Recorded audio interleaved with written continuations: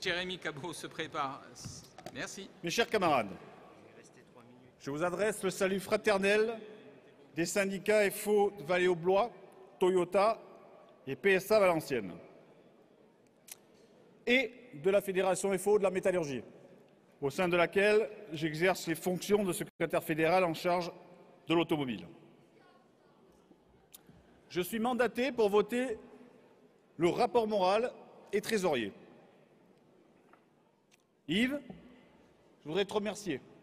Merci pour ce travail ô combien difficile accompli durant toutes ces années à la tête de la Confédération.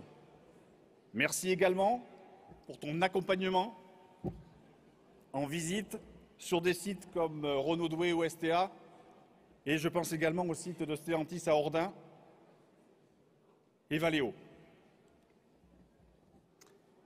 Mes chers camarades, je vais vous parler de développement. Développement par la politique contractuelle, la signature d'accords, parfois difficiles, la recherche d'un compromis, développement chez les cadres, et c'est vital selon moi, développement chez les jeunes. Sans une véritable et profonde culture de développement, rien ne garantit notre avenir. Non. Le taux d'implantation, le taux de syndicalisation n'est pas une fatalité.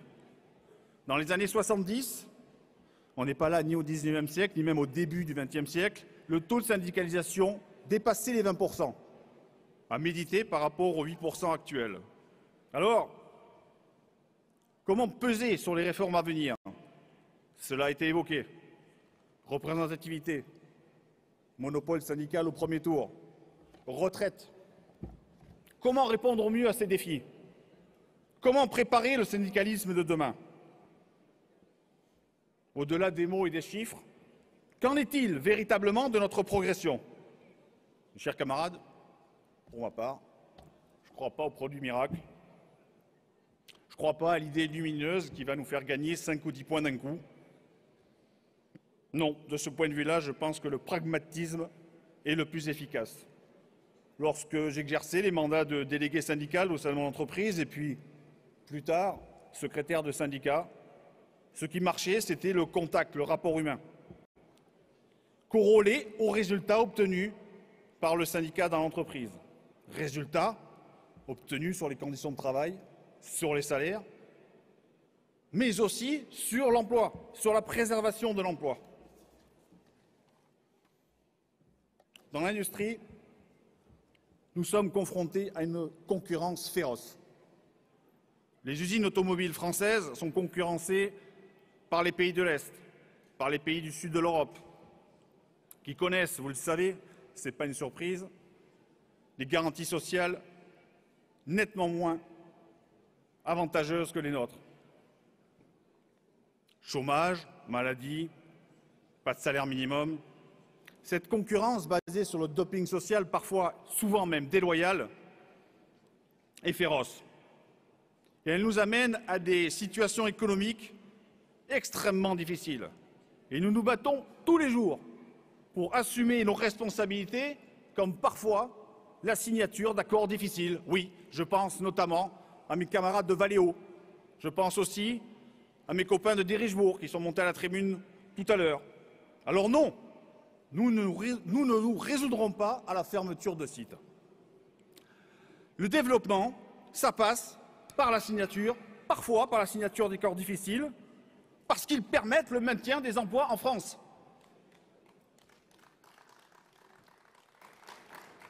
Pas d'usine, pas d'emploi. Pas d'emploi, pas d'adhérents, pas de syndicats. Donc oui, je l'affirme, la pratique contractuelle, dans toutes ses dimensions, est aussi un vecteur de développement et de maintien de la syndicalisation. Au passage, puisque j'ai entendu encore un commentaire tout à l'heure sur la convention collective, alors je la connais un petit peu, cette convention collective. J'ai participé avec l'équipe fédérale à cette négociation pendant plus de 6 ans.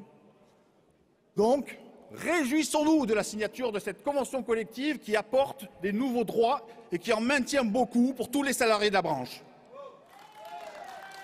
Je ne vais pas les évoquer ici. Je ne vais pas faire une liste à la Prévert. Prévoyance, maintien de la prime d'ancienneté, salaire, jours de congé exceptionnels. C'est un véritable texte qui apporte de nouveaux droits et des droits pour tous les salariés de la métallurgie. Mes chers camarades, lorsqu'on évoque le développement, comment ne pas parler aussi du développement du 3e collège et des cadres? Nous ne sommes pas suffisamment implantés dans le 3e collège. Alors, les cadres, ce sont avant tout des salariés comme les autres, avec parfois leurs propres difficultés, leurs propres problématiques qui sont connues. Charge de travail, comme les autres salariés. Conditions de travail, cumul d'heures, pression de la hiérarchie.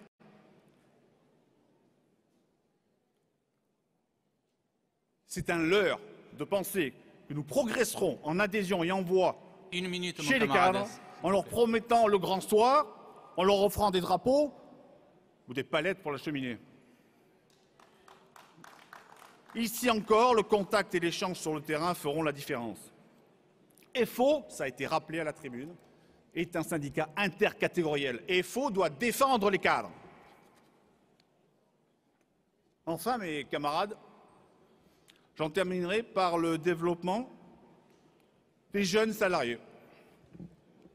Il suffit de regarder un petit peu autour de nous, même si j'ai eu le plaisir de voir beaucoup de jeunes dans la salle, pour voir que la moyenne d'âge flirte plutôt avec la quarantaine, voire parfois avec la cinquantaine, et je m'inclus dedans. Alors, comment séduire les jeunes salariés? Contrairement aux idées reçues, il n'y a pas d'individualisation chez les jeunes. Non, les jeunes continuent à s'engager. Camarade, si tu peux conclure, s'il te plaît. Je conclus. Les jeunes sont engagés dans la vie associative, sont engagés auprès d'ONG. Donc demain, nous devons séduire les jeunes salariés dès l'embauche en entreprise. Le syndicalisme de demain doit demeurer un syndicalisme d'adhésion soucieux des services que nous pouvons apporter aux salariés. Mes chers camarades, seul le syndicalisme réformiste et exigeant nous permet d'y arriver et nous permettra de progresser. Alors, vive le syndicalisme réformisme libre et indépendant, vive FO! Merci mon camarade. Nous venons d'ouvrir les portes.